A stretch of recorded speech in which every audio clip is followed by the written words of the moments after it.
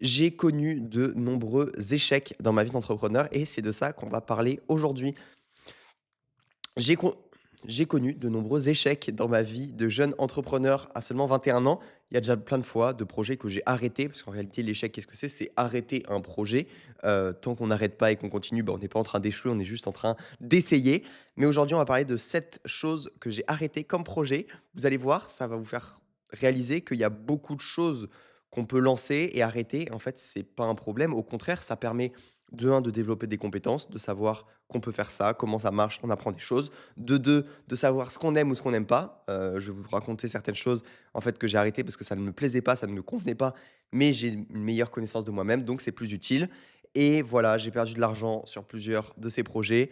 J'ai fait des erreurs, peut-être que ça vous évitera d'en faire et ça vous fera aussi déculpabiliser un petit peu, peut-être de lancer des projets et cetera et vous allez voir tout ce que chaque projet, en fait, m'a permis et à chaque fois, il y a plein d'apprentissages, plein de belles choses. Donc, c'est parti, on commence sans plus tarder. J'ai noté 7 choses là sur mon petit carnet. J'adore écrire comme un fou sur des carnets comme ça, des trucs qui ressemblent à rien, il n'y a que moi qui arrive à comprendre. Bref, premier truc, mars 2024, il y a un an, jour pour jour à peu près, on est en mars 2025, j'avais fait un webinaire. J'avais fait un webinaire et j'en ai fait qu'un de webinaire parce que bah, ça ne m'avait pas plu et ça n'avait pas aussi bien marché que ce que je voulais. C'est pas pour autant que les webinaires, ça marche pas et cetera. C'est juste j'aurais dû en faire, en faire, en faire. Au bout d'un moment, je suis sûr que j'aurais pu avoir un business qui fonctionne avec ça. Mais à l'époque, je vendais des séminaires. J'augmentais le prix de ma semaine de séminaire un petit peu à chaque fois. Là, on devait être à 1009 ou 2004 la semaine, quelque chose comme ça et je me suis dit: «Je vais vendre ça sur un webinaire». Donc j'organise, ma visio comme ça pendant quelques jours, je chauffe sur Insta, je mets des stories: «Inscrivez-vous». Plus d'une centaine d'inscrits, 40-50 personnes présentes tout le long du live, c'est pas mal. J'aurais voulu avoir plus de personnes, mais bon, techniquement, bah, les personnes qui étaient présentes, c'est des personnes intéressées, parce que c'est hyper spécifique, c'est pour passer la semaine du temps au temps avril, en avril avec moi. Donc je me suis dit: «Peut-être que j'arriverai à avoir mes 10 personnes». Je voulais à peu près 10 clients. J'organise mon webinaire, tac, tac, je présente, je suis un peu stressé, je mets du temps à présenter, à faire des slides, voir les intervenants, bien les présenter, tout ça. Et bah, voilà, ça se passe bien.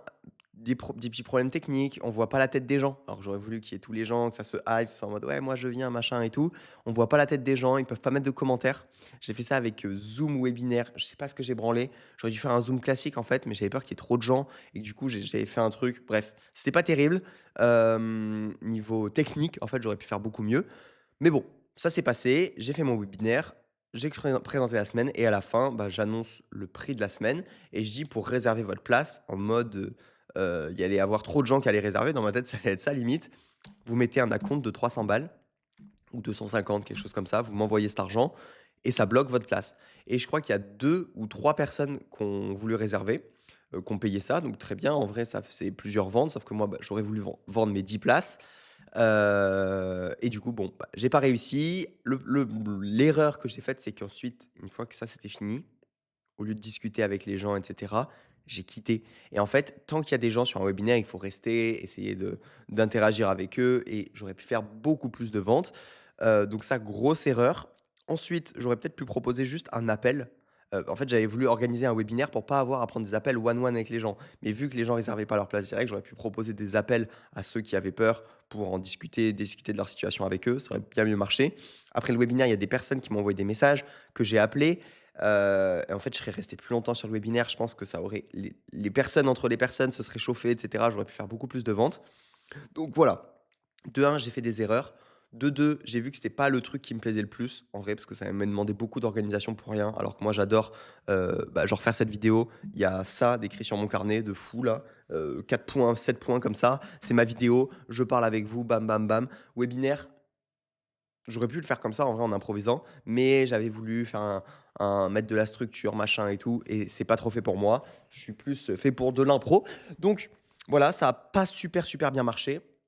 Mais en vrai, ça marche très bien de faire des webinaires. Enfin, tout fonctionne, hein, pour faire de l'acquisition. Il faut juste le faire, le faire, le faire. Et en vrai, j'aurais fait 10 webinaires. Au bout d'un moment, je suis sûr que j'aurais eu un système ou même avec de l'Ads, j'aurais pu remplir mon webinaire, machin, truc et vendre, que comme ça. Mais juste, c'est pas quelque chose qui me plaît. Je sais que je le referai pas, du coup, vendre en live. Parce qu'honnêtement, je vois pas l'intérêt. À la rigueur, faire un live Insta pour, parler un peu avec des gens, machin, mais sans plus. Pas de gros webinaires organisés comme ça, gros lancement.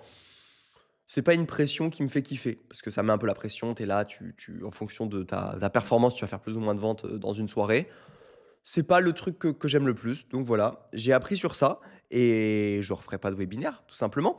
Et surtout, surtout, bah, tiens, on en parle dès maintenant, on fait une parenthèse. Quand vous avez un projet comme ça, que vous, attendez, j'ai une idée juste, ce podcast-là, il faut le poster sur, Spotify, en fait. Faut que je trouve un moyen pour que ce podcast se poste sur Spotify. Bref, mon cerveau part un peu dans tous les sens, mais je me refocus sur vous. Hem, ouais, ne pas faire de webinaire. En fait, j'ai pris le temps après ce webinaire d'écrire. J'ai aimé ça, j'ai pas aimé ça. Je me suis senti très frustré pour ça, parce que du coup, j'étais super frustré parce que j'avais pas fait de vente. Mais ça, c'est pas un problème, c'est juste parce que c'était mon premier webinaire. Mais juste le webinaire en soi, j'ai pas kiffé vraiment le concept. Ah, si j'avais fait 10 ventes, peut-être que j'aurais kiffé, j'aurais fait que ça après, je sais pas. Mais j'étais pas si attiré que ça et donc ça, faut l'écrire, faut prendre le temps d'écrire sur des papiers, machin et de se rendre compte de ce qu'on aime, ce qu'on n'aime pas pour pas refaire les mêmes erreurs parce que sinon je vais oublier et dans un mois, je vais me dire: «Ah ouais, ça serait trop bien que je vende ce produit en webinaire». Sauf que mon grand, t'avais pas aimé cette fois-ci. Hop, premier truc terminé, webinaire. OK, on va parler de plein de choses, de choses que j'ai lancées cette année, des choses un petit peu plus vieilles.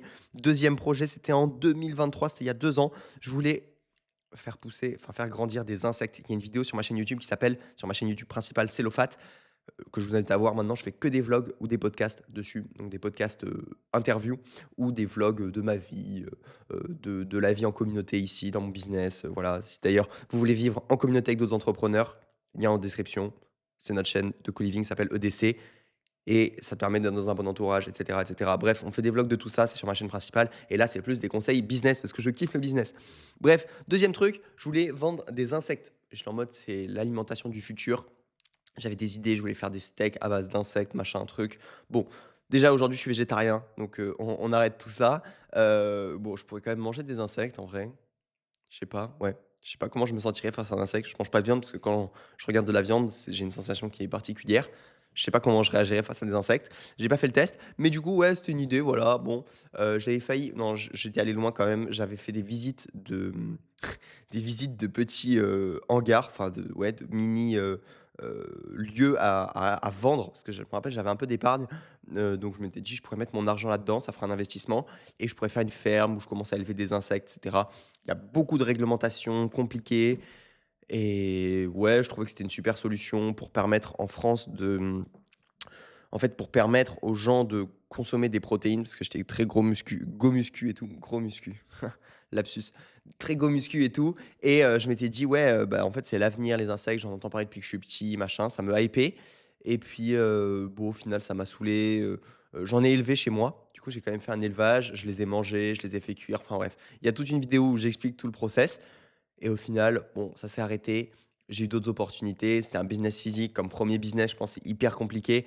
Avoir une ferme d'insectes, enfin, c'est genre, apprends à faire du business avec d'autres trucs avant de se lancer dans un gros projet comme ça. C'est un peu le conseil que je donnerais à mon moi du passé, qui connaissait rien en fait en business, en management d'entreprise. Enfin, j'avais juste fait des cours en école de commerce, mais c'est pas comme ça que tu apprends, c'est en gérant des entreprises. Et je pense que tu peux gérer des trucs plus petits, où il y a moins de coûts, moins de risques, pour après faire ce genre de grosses boîtes où tu essayes en fait d'être un géant parce que sinon ça sert à rien. Enfin, faire juste un truc de bricolage, vendre 2-3 insectes, c'est pas ce qui m'aurait intéressé. Et je pense que je me serais planté, j'aurais perdu trop d'argent, j'avais pas assez d'expérience. Donc j'ai bien fait. Et aujourd'hui, honnêtement, bah, c'est plus quelque chose qui me hype. Je m'en fous un peu de manger des insectes. Je préfère ne pas manger de viande tout court. Et j'ai plus la même vision autour de ça. Donc voilà, pareil, j'ai évolué. Mais j'ai appris plein de trucs sur les insectes, sur toutes les règles. Je m'étais renseigné sur toutes les règles en Europe. Il y avait une boîte qui s'appelait Micronutrice, si je me trompe pas, qui était à Toulouse. J'avais cherché sur internet, j'avais trouvé le siège social et en fait, le siège social, c'était chez le mec et moi, j'avais fait tout Toulouse, c'était hors de la ville en plus, pour aller là-bas parce que je pensais qu'il y avait un magasin et en fait, le siège social, c'était chez le mec. Du coup, j'étais devant chez le pélo comme ça et je me dis: «Mais attends, est-ce que je vais sonner chez lui et tout?» et je m'étais pas chauffé, j'avais pas sonné.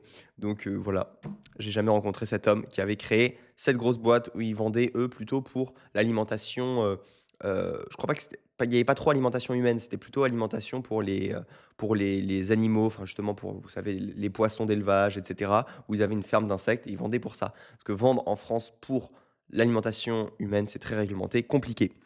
Voilà, on reste en été 2023, quelques mois après ces insectes. J'ai créé une chaîne YouTube qui est la chaîne YouTube sur laquelle vous êtes actuellement, qui s'appelait Noévasion.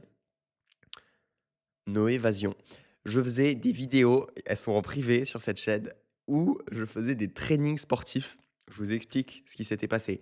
J'étais dans une boîte en train de faire un stage et je faisais full sport. J'étais go muscu comme pas possible et il y avait, des femmes qui bossaient avec moi et tout, qui regardaient des vidéos, 15 minutes de sport, 20 minutes de sport à la maison, ce genre de choses. Vous savez, du Thibaut InShape, du Sissi Mua et tout.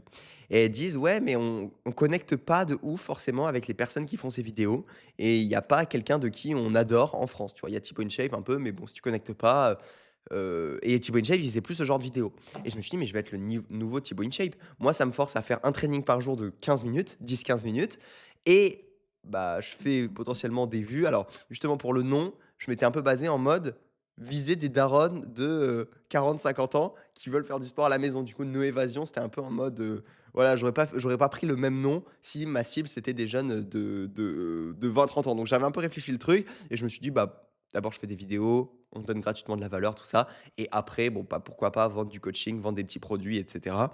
J'avais un peu un plan en tête et je m'étais dit: «Ouais, je vais faire une vidéo par jour» et moi, ça me motive à faire du sport. Sauf qu'en fait, une vidéo de 15 minutes tournée tous les jours, ça prend un temps fou. À la salle, j'essayais d'en tourner 5 d'affilée, j'étais claqué, je faisais des routines abdos, des trucs. Je faisais les mêmes titres que Thibaut InShape avant, 5 exos pour perdre le gras du ventre et tout, bref, trop drôle et j'ai fait 4 vidéos et j'ai arrêté parce qu'en fait, ça me prenait trop de temps et impossible d'être focus sur tous les projets en même temps. Donc j'ai laissé tomber cette chaîne. Je me rappelle que quand j'ai rencontré Antonin, je lui ai parlé de ce projet, il m'a rien dit et après il m'a dit: «Gros, quand tu m'as parlé de ça, j'étais en mode: "Mais qu'est-ce que tu branles?"» genre, bref. En vrai, j'aurais pu, hein, mais juste faut mettre tout son focus dessus. Toujours pareil, quand tu as pas un projet qui marche, pourquoi se disperser sur d'autres projets? Et j'irai même encore plus loin, quand tu as pas un projet qui marche, ne fais pas plusieurs projets. Genre, enfin, quand tu as pas un projet qui marche et qui est automatisé, voilà, c'est la nuance que je voulais rajouter, ne fais pas plusieurs projets. Genre, tu as une boîte, elle fonctionne, elle te prend plus que, 1 heure par jour à faire marcher. Oui, tu peux commencer à faire d'autres trucs, mais avant, bah, c'est débile en fait de vouloir faire marcher 2 projets alors que tu en as pas un seul qui marche, tu as pratiquement aucune chance et c'est le cas de énormément de personnes qui font plusieurs projets et c'est aussi mon cas. Là, je fais cette vidéo, mais c'est conseil à moi-même en mode: «Arrête, c'est Célophate, de vouloir te mettre sur ça, ça, ça, ça, ça, alors que tu as pas encore un truc qui marche». Mais là, avec la boîte qu'on a, Entrepreneur de Château, on est quand même en train de mettre plein de process, d'automatiser, de pouvoir se libérer du temps pour lancer d'autres trucs parce que ça nous fait kiffer à côté. Voilà, No Évasion. Putain, quel crack ce Célophate quand même. Quelle idée. OK, ensuite, bon, il nous reste ma première boîte, cette chaîne YouTube qui a eu 4 noms, je vous en parlerai, les séminaires, que j'ai organisés et que j'ai fini par abandonner et que ça m'a fait perdre de l'argent, je vais vous raconter et un membership que j'ai créé cette année, que j'ai arrêté parce que ça ne me correspond pas. On attaque tous ces plans, on continue. Bilby. Alors Bilby, 1re entreprise, j'ai 18 ans, je suis intéressé par l'entrepreneuriat. Je l'ai créé, ouais, je sais plus quand je l'ai créé. Bon, c'est une micro-entreprise qui n'existe plus parce que maintenant j'ai ouvert une holding qui est une SARL et en fait, quand tu as une SARL et une micro-entreprise, c'est pas des entreprises qui sont compatibles. Genre, c'est 2 régimes différents, bref, c'est compliqué, mais du coup, c'est pas possible. Avant d'avoir cette SARL holding, j'avais une SAS et une SAS et une micro, c'est compatible. Tu peux avoir les 2, mais quand c'est une SARL, plus. Donc là, depuis plus longtemps, depuis pas longtemps, je crois que cette entreprise qui s'appelait Bilby est fermée, si je me trompe pas. Bilby, qu'est-ce que c'était? C'était une entreprise qui devait avoir pour mission de motiver les jeunes à lire. Je faisais des bibliothèques de 80 centimètres où dessus, c'était calculé pour avoir 52 livres à peu près. L'objectif, tu as pas beaucoup de place chez toi, tu as qu'une petite bibliothèque, c'était une sorte d'étagère. Vous pouvez aller voir sur ma chaîne, il y a une vidéo qui s'appelle «J'ouvre ma première entreprise à 18 ans», truc comme ça sur ma chaîne, toujours c'est le principal, où je documente toute ma vie depuis bien longtemps et cette vidéo, ouais, bah, je montre, voilà, comment je m'y suis pris et cetera et bon, j'ai fait plein d'erreurs avec ce projet. J'ai créé énormément de stock. C'est la principale erreur. Donc j'avais ces petites, bibliothèques, il y avait un marketing un peu autour, j'avais l'idée, j'avais la vision. Moi, il y avait des vidéos YouTube qui m'avaient motivé à lire des livres. Je me suis dit: «Qu'est-ce que je peux faire pour motiver le monde à lire des livres?» Des bibliothèques évidemment, que je fabriquais moi-même et cetera. Sauf que ça a pas trop pris, j'étais personne, personne me connaissait. Je faisais des j'ai fait, sur mon compte Bilby, ça s'appelle Bilby Artisanat, j'ai dû faire, 10 reels. Il y en a un qui a fait quand même 27 000 vues, donc en 10 reels, j'ai réussi à faire, pas mal de trucs, mais je sais pas pourquoi j'ai pas eu de motivation d'en faire plus. Je pensais que ça allait faire des ventes comme ça et comme ça en faisait pas, bah, j'étais démotivé. Bref, j'avais fait un site internet, j'ai tout fait. J'avais je sais pas combien de cartons pour pouvoir les envoyer, j'avais des étiquettes de transporteurs pour pouvoir envoyer les bibliothèques Bilby et j'avais surtout fabriqué 140 étagères. Alors que j'en avais pas vendu une seule. Et là, gros apprentissage, plus gros apprentissage de ma vie, c'est ne crée jamais un produit, encore moins physique, tant qu'il n'est pas vendu. Et même aujourd'hui, quand je vends, si je me mets à vendre une formation, et cetera, je vais toujours, pratiquement toujours, faire une prévente. C'est-à-dire bah, le vendre avant de créer le produit.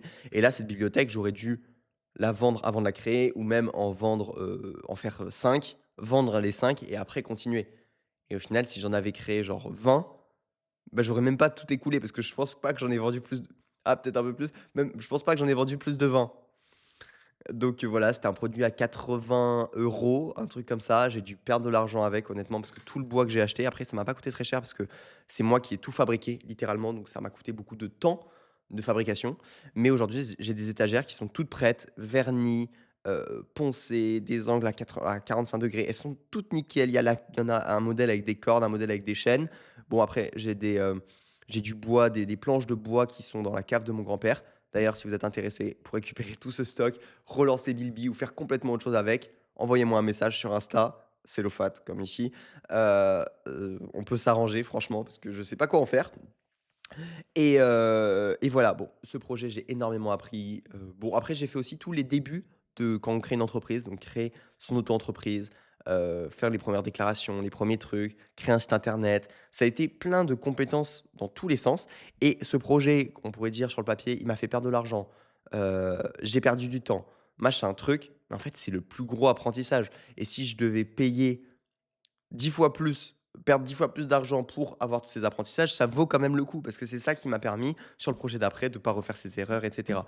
Mais encore une fois, les erreurs que vous faites avec un projet, les échecs que vous rencontrez, il faut écrire, il faut conscientiser tout ce que vous avez fait pour comprendre et pas répéter les mêmes erreurs. Parce que c'est vraiment, on est tout le temps dans des boucles, on fait tout le temps la même chose et là, bah, j'aurais tendance même dans ma vie à refaire certaines erreurs que j'ai fait avec Bilby.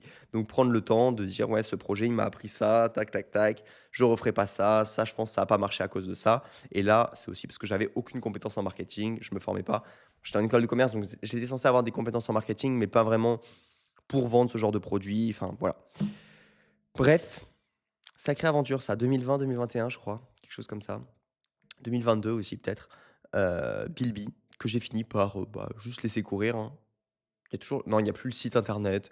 Je me rappelle même plus de la fin, mais bon, c'était évident, j'ai arrêté. J'en ai plus vendu à mon entourage sur le site internet que en ligne. Mais j'ai fait quand même mes premières ventes en ligne, hein, de personnes qui me connaissaient pas, qui ont acheté, en Suisse ou à l'autre bout de la France, mes étagères. Donc ça a quand même débloqué des trucs dans mon cerveau aussi de: «Oui, c'est possible de gagner de l'argent avec internet, avec des gens qui ne te connaissent pas, qui achètent tes produits».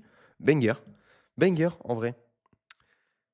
Voilà les amis. Ensuite, cette chaîne YouTube en 6 mois, là, j'ai changé 3 fois de nom. Donc, d'abord, ça s'appelait Cellocast. C'était des podcasts que je faisais avec des personnes. Puis, je me suis rendu compte que, bah, c'est pas le truc qui m'anime le plus, à part quand c'est des personnes super intéressantes. Mais j'ai pas d'énergie à mettre pour rencontrer, machin. Donc, je préfère juste faire un podcast une fois de temps en temps avec des personnes qui m'intéressent quand j'en rencontre. Donc, c'est pour ça que j'ai enlevé Cellocast. Parce qu'en plus, je pense que ça aurait été mieux Cellofat Podcast. Que les gens comprennent directement Cellofat. Ils voient Cellofat Podcast. Bon, bam, ils comprennent. J'avais voulu mettre ce nom, Cellocast. Ensuite, j'ai voulu faire une chaîne, donc un peu comme celle-là, où je partage tous mes enseignements business. Attendez, il y a un chat qui veut rentrer. Hop, le chat rentre. Le chat est rentré. Je voulais faire des vidéos qui s'appelaient ouais, le business c'est simple, parce que je voulais en gros juste partager mes apprentissages business, faire comprendre que c'est simple et c'est pas simple du tout, mais en fait, vous savez, c'est toujours l'idée de enseigner quelque chose pour mieux l'intégrer et du coup, bah, quand je comprends des trucs en business, machin, au lieu de le garder pour moi, bah, je le partage sur la chaîne. Ça peut servir à des gens, mais la personne à qui ça sert le plus, c'est moi. Parce que sur cette chaîne, je pense pas qu'il y ait grand monde qui regarde toutes les vidéos. Il y en a peut-être, mais celui qui consomme toutes ces vidéos, en quelque sorte, c'est moi. Bon, je les regarde pas, mais là, je suis en train de dire pour faire cette vidéo. Et là, chaque chose que je dis, je suis en train de l'intégrer un peu plus. Je vais faire une vidéo sur ça d'ailleurs. Parler pour intégrer, enseigner pour intégrer encore mieux. Tac, tac, tac. Bon, donc voilà, le business c'est simple et en fait, bah, je voyais pas d'intérêt d'appeler ça comme ça. J'ai préféré mettre Cellofat Business pour que ça soit plus simple dans la tête des gens parce que déjà que Cellofat, les gens ne savent pas ce que c'est et ne le retiennent pas. Si je commence à mettre des noms plus compliqués, machin truc, trop compliqué. Je pourrais poster ces vidéos sur ma chaîne YouTube, mais je me suis dit qu'il fallait un concept par chaîne. Là-bas, on met les vlogs, ma chaîne YouTube principale. J'aime bien, j'adore faire des vlogs, même si ça a pas d'intérêt business pour moi, bah, je fais un vlog de mon week-end, de mon machin, de trucs, les gens connectent avec moi et même j'ai toujours aimé faire des vlogs en fait, à la base, c'est ça que je voulais faire. Donc voilà, là-bas, c'est plus, des vlogs ou des réflexions un peu de ma vie, j'intègre des trucs, j'ai envie de faire, j'ai plein d'idées de vidéos un peu dans ce style et sinon, bah, cette chaîne, c'est juste orienté business et je vous fais ce genre de vidéos. 7 échecs que j'ai connus dans ma vie d'entrepreneur. Bam! Ensuite, les séminaires. Bon, les séminaires, ça a bien marché quand même. Les séminaires, ça a été en quelque sorte mon premier business qui a vraiment marché. Je pense que j'ai d'ailleurs, je fais mon bilan là dans quelques jours, le 31 mars, donc on va voir un petit peu. Mais je pense que j'ai généré, ouais, vraiment plus de 250 000 300 000 € de chiffre d'affaires grâce à ça. Donc, bah, ça a été super, ça a été un très bon business. J'étais là avant que, en quelque sorte, plein de gens se mettent à en faire. Après, enfin voilà, il y a toujours eu des masterminds, il y a toujours eu, ce genre de choses, mais moi, c'était vraiment orienté, permettre à des gens de se rencontrer et après, bon, bah, voilà, j'ai eu de plus en plus de compétences business, j'ai fait venir des coachs, donc on a pu augmenter la qualité de ces semaines de séminaires. Au début, on appelait ça des bootcamps, des séminaires, donc voilà, une semaine, des gens dans la même maison, bam, bam, bam. Sauf qu'au bout d'un moment, bah, j'en ai eu marre. J'en ai eu marre et comme je suis mes envies, comme j'ai expliqué dans mon livre «L'après-saison», comment prendre une longueur d'avance avant 25 ans, je passe mon temps à suivre mes envies parce que si je suis ce que j'ai envie de faire, j'ai plus d'énergie, donc je vais 5 fois plus vite dans l'exécution et si j'exécute plus vite, alors j'ai plus de résultats. Voilà la logique du truc. Donc là, les séminaires, bah, je me suis pas forcé, sauf que je m'étais engagé, là, c'est là l'échec en quelque sorte, c'est que je m'étais engagé à louer une maison, qui coûtait, presque 10 000 € par semaine. Donc le propriétaire était pas content et donc bah, j'ai dépensé quelques milliers d'euros. J'ai pas tout payé, mais quelques milliers d'euros parce que je m'étais engagé sur 2 semaines supplémentaires. J'avais prévu de faire 6 semaines de séminaire dans sa maison et les 2 dernières semaines, bah, j'avais la flemme. Donc je me suis pas forcé à organiser un séminaire alors que j'avais pas envie de faire ça. J'avais envie de développer EDC, la chaîne de co-living, machin. Il y avait du potentiel, j'avais full énergie à faire ça, mais je me suis dit: «Je m'en fous, je donne l'argent pour ça. Moi, de toute façon, je fais pas tous les projets que pour la thune et cetera. Je fais d'abord pour mon kiff perso parce que l'entrepreneuriat, c'est comme ça que je le vois. C'est juste du kiff, je me lève le matin. Là, ce matin, j'avais envie de tourner ces vidéos. Je suis trop content de vous parler. Je vais en tourner, c'est la première que je tourne, je vais en tourner d'autres après et voilà, je suis mes envies, je suis ce que j'ai envie de faire. C'est bon, allez, je lui fais un virement, bam, on n'en parle plus. Mais bon, on peut dire que c'est un échec parce que j'ai un petit peu abandonné et là, la leçon, c'est l'eau fat. Tu changes très vite d'envie dans ta vie, donc fais attention à tes engagements. Hop, et là, limite, il faut que je le réécrive. Il faut que je réécrive là-dessus parce que j'avais pris le temps quand même, le jour où j'ai fait le virement, de me poser sur mon carnet et d'écrire: «Ouais, bah, voilà, ça te permet d'apprendre ça» parce que bon, tant qu'à faire un gros virement, autant en tirer un gros apprentissage. Donc c'est Cellofat, attention à tes engagements, nin nin nin il y a un chat qui fait n'importe quoi derrière moi, je crois. Bon, ça vous divertira peut-être. Attention à tes engagements, Cellofat. Voilà, l'apprentissage de cette semaine de séminaire, c'était, bah, l'année dernière, en 2024. Une fois que j'ai arrêté ça, j'ai eu pas mal de temps, on a développé la chaîne de co-living et cetera et on arrive au dernier apprentissage, hein, un membership que j'avais lancé en octobre 2024 et ça n'a pas donné suite, je vous explique tout. Donc on développe cette chaîne de co-living, machin et on se rend compte qu'on reçoit des messages parce que du coup, j'ai créé un deuxième compte Insta, qui s'appelle Entrepreneur du Château et comme par hasard, maintenant que j'ai arrêté les séminaires, il y a des gens qui m'envoient des messages: «Ah, c'est quand que tu organises des séminaires?» Il y a d'autres gens qui me disent: «Ah, comment, est-ce que vous avez quelque chose pour nous aider sur notre business? J'aimerais bien lancer un business, je sais pas par où commencer». En fait, C'est simple, on partage du contenu de jeunes qui sont dans une maison, qui font du business. On vend rien autour du business et en fait, les gens, comme ils ont «peur» entre guillemets des arnaques de formation en ligne et cetera, de personnes qui essaient de leur vendre un truc, quand tu essaies de vendre, bah, du coup, ça marche pas. Genre, ils vont pas s'abonner, ils vont pas envoyer de messages parce qu'ils savent qu'ils vont se faire close. Mais nous, par contre, sur un compte où juste on partage, bah, ouais, on vit en communauté. À la base, c'était ça, hein, mon compte, entrepreneur du château, juste partager, voilà, j'essaie rien de vendre à part de vivre ici. Et bah, les personnes envoyaient des messages en mode: «Qu'est-ce que je peux faire pour, développer mon business?» machin, machin. Et du coup, moi, je me suis dit: «Putain, mais il y a une vraie demande de personnes qui veulent se faire accompagner». Moi, j'ai rien à proposer à part des calls de 1 heure avec moi. Donc, il y en a, voilà, des personnes qui veulent parler 45 minutes avec moi pour faire un petit consulting, en fait, sur leur business. Bah, je propose ça, mais c'est tout. Là, il y a des personnes qui veulent se faire un petit peu accompagner pour lancer leur projet, machin. Je me suis dit: «Bah, ça serait pas mal». J'ai pas envie de vendre des coachings à 2 000 3 000 balles, là, comme tout ce que tout le monde fait, coaching business, accompagnement. Enfin, je dis 2 000 3 000, c'est 5 000, 10 000, 20 000, vous avez capté. Je me suis dit: «C'est plus des débutants, j'aimerais leur proposer un truc à un tarif de débutant» et donc j'ai mis ça à 300, je vais pas dire de conneries, entre 200 et 350 € par mois. Je me souviens plus exactement et l'idée c'est, tu es pas engagé, tu payes. Il y a 2 coachings, je voulais mettre, j'aurais dû en mettre qu'un par semaine. 2 coachings par semaine, tu te pointes sur un coaching et juste je t'aide sur toutes tes problématiques business et c'est comme si tu avais un coaching one one parce que si on est que 50 dedans, il y a 2 coachings par semaine, bah, techniquement, il y a quelques personnes qui rejoignent et cetera, chaque appel, donc on n'est pas trop et je peux t'aider, en fait, sur tes problématiques et je me suis dit: «Bah, c'est un super format pour les gens, ça les aide vraiment, ils se sentent suivis, ils rejoignent l'esprit communauté qui est super utile d'être entouré d'entrepreneurs». Bon bref, en fait, c'est vivre ici, c'était la continuité de ce membership qui était avoir une communauté d'entrepreneurs qui t'aident. Parce que là, dans la maison, on s'aide un petit peu, tous, en fait, dès qu'on a des problématiques business, on échange dessus. Mais voilà, il y a pas d'échange monétaire ni rien, parce qu'on vit dans la même maison et on est juste potes. Mais par contre, sur des personnes, bah, qui sont toutes seules, qui sont chez elles, qui ont pas forcément les moyens de payer un loyer dans cette maison, voilà, c'est, 750 € par mois, hein, c'est pas énorme. Entre 700 et 750, même 650 et 750 sur, nos maisons, les loyers, donc c'est pas énorme, mais voilà, il y a des personnes qui lancent leur business, qui ont pas, moyen de déménager ou même qui habitent loin et cetera. Je me suis dit: «C'est une super alternative que de leur proposer ça» et le pire, c'est que ça a marché parce que j'ai proposé une semaine gratuite pour que les gens puissent tester et il y avait plusieurs personnes, on était entre 10 15, je me rappelle plus exactement. Sauf qu'en fait, je l'ai fait, j'ai tout fait, j'ai payé pour faire une VSL qui était super et la grosse erreur de ma part, la VSL, elle m'a coûté peut-être, 400 balles.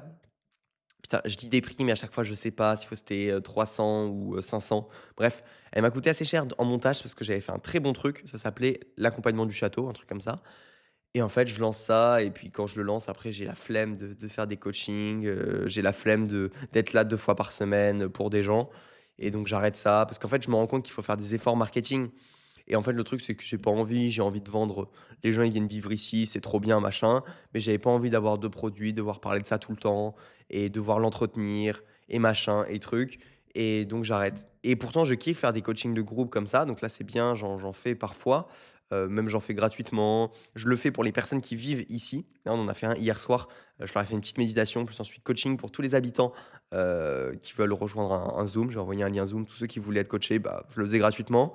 J'adore faire ça en fait, toujours pareil dans l'idée d'enseigner. Moi j'enseigne, je prends des conseils auprès d'autres personnes qui sont plus avancées que moi, bam et on a un bon équilibre. Mais du coup voilà, je me disperse un peu. J'adore coacher, truc, mais du coup là ça matchait pas, c'était pas ce qu'il me fallait et j'avais pas envie d'entretenir ça et d'avoir de la charge et de devoir, faire en sorte que les gens restent. Parce que après, si c'est quali, les gens restent, mais faire en sorte que les gens rejoignent, en fait, c'est des efforts, c'est des stories, c'est des mails. Et en fait, j'ai pas envie de vendre des trucs en ce moment, enfin, surtout à cette période-là, j'avais pas envie. Donc voilà, j'ai laissé tomber, le format membership que les gens payent tous les mois, c'est un format qui est super rentable, qui est trop bien et je comprends pas pourquoi il y a personne qui fait ça sur du business, parce que franchement, c'est le meilleur type d'accompagnement. Après, c'est beaucoup plus rentable de vendre un accompagnement à 3 000 € parce qu'une fois que le mec, il est engagé, il va plus s'y tenir et cetera. Mais si tu proposes un truc super quali, le format membership comme ça, je pense qu'il peut être vraiment intéressant et parce que, bah, c'est de l'argent qui tombe tous les mois, juste faut l'entretenir et ouais, et faut faire des efforts pour le remplir et en fait, je pense que toute ta communication, faut qu'elle redirige vers ça. Donc là, techniquement, toutes les vidéos que je ferai, ça serait en mode: «Rejoignez mon accompagnement de groupe» et cetera et en fait, bah, j'ai pas envie, je préfère que vous abonniez à ma newsletter, sous cette vidéo et puis on voit par mail et puis de temps en temps par mail quand j'ai un nouveau produit, bah, je vous en parle, mais sans plus et je partage de la valeur, machin, mais j'ai pas enfin, c'est pas un instant de ma vie où j'ai envie de faire ça, mais je le referai sûrement